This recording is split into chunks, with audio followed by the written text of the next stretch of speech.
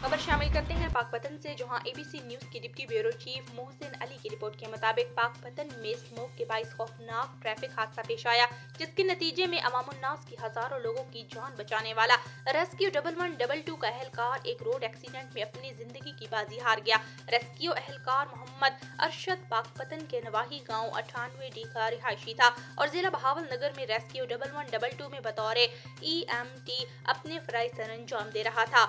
मोहम्मद अरशद अपनी ड्यूटी से फारिग होकर मोटरसाइकिल पर अपने घर जा रहा था कि अचानक सामने से आने वाली गधा गाड़ी से टक्कर हो गई, जिसके नतीजे में मोहम्मद अरशद शदीद जख्मी हो गया। मोहम्मद अरशद को जख्मी हालत में साहिवाल रेफर कर दिया गया, जहां जख्मों की ताब ना लाते हुए मोहम्मद अरशद जिंदगी की बाजी हार गया।